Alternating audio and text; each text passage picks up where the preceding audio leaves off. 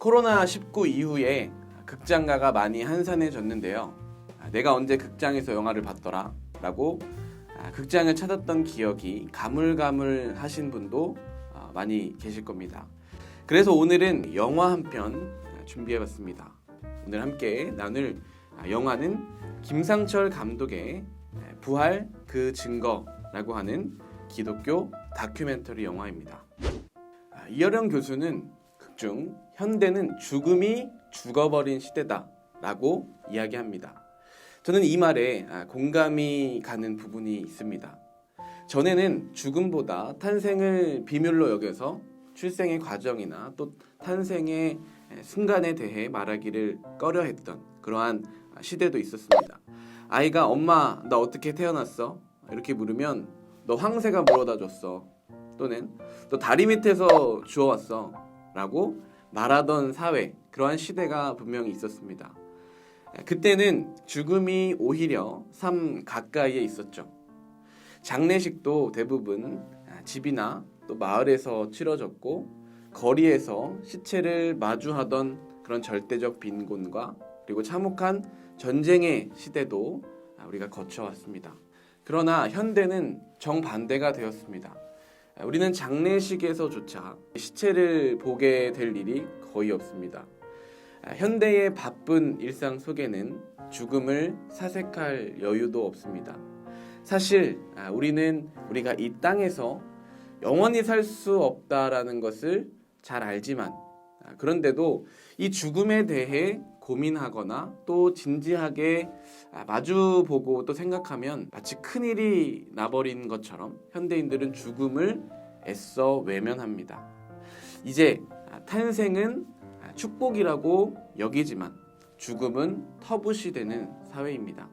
삶과 죽음 그리고 죽음과 삶은 엮여있는 실타래와 같아서 서로 떼어놓을 수 없지만 현대를 살아가는 우리에게 이 죽음은 너무도 낯설게 느껴집니다. 인도 델리에서 기차로 12시간을 달려야 도착할 수 있는 바라나시. 이곳에서는 힌두교의 푸자 의식과 또 그들의 장례 의식을 볼 수 있습니다. 삶과 죽음이 공존하고 있습니다. 죽은 이의 시체는 겐지스 강의 강물로 씻어지고 또 꺼지지 않는 불로 태워집니다. 힌두인들은 이렇게 장례가 되어 죽은 이는 해탈에 이르고 윤회를 멈춘다라고 믿고 있습니다. 이 모든 장례의 과정을 남녀노소 누구나 자연스럽게 지켜보게 되죠. 죽음과 삶이 일상에 섞여 있는 모습입니다. 바라나시에서 삶과 죽음이 공존하던 일상을 보여주던 영화의 시선은 다음으로 이탈리아 로마로 갑니다. 영화의 이야기는 바울이 복음을 전하다가 수감된 천국 계단교회와 또 순교를 당한 새 분수 수도원으로 이어집니다. 로마의 화려한 빛 가운데 살았지만 예수를 만난 후 어둠 속으로 들어갔던 사도들과 또 초대교회의 성도들, 산 칼리스토 카타콤에는 지하 무덤 속에서도 소망을 가지고 살아갔던 사람들의 흔적이 고스란히 남아 있습니다.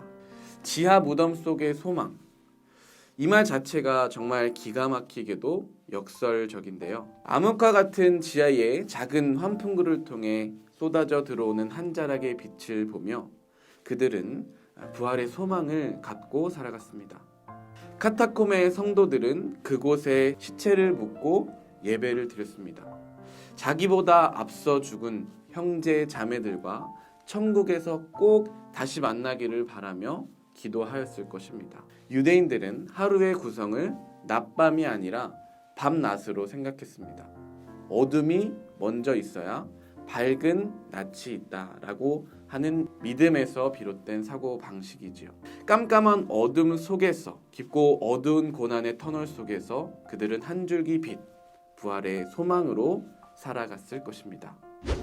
인도 바라나시와는 전혀 다른 분위기의 첸나이.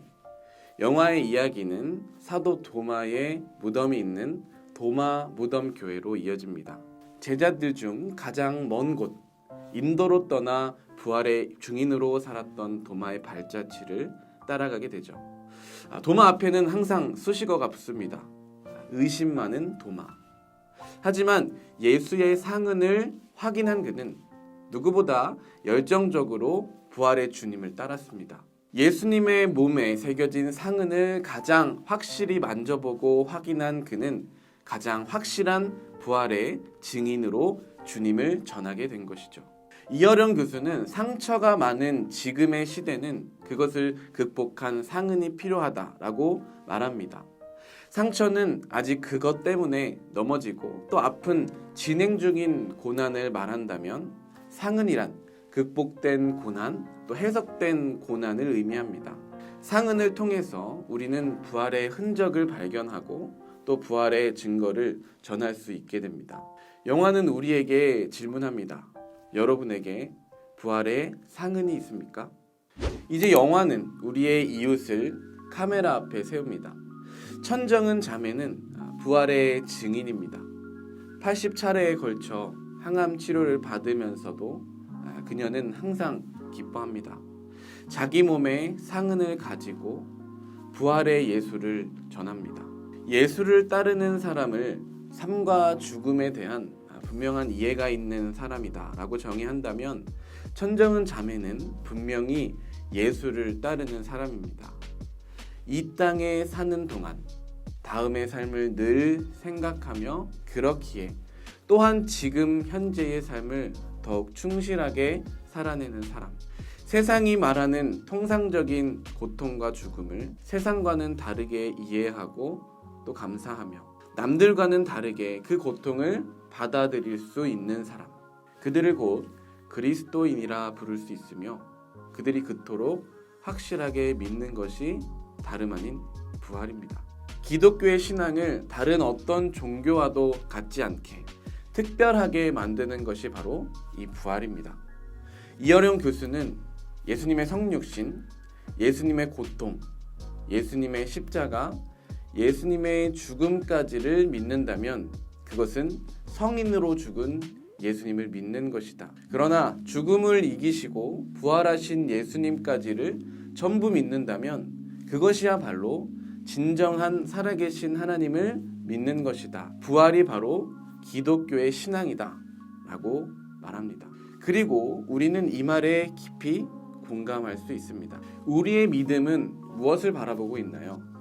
하루의 짧은 시간이라도 잠시나마 숨을 돌리면서 과연 땅의 것이 아닌 하늘의 소망을 향해 우리의 시선이 닿고 있는지를 자문해 본다면 어떨까요?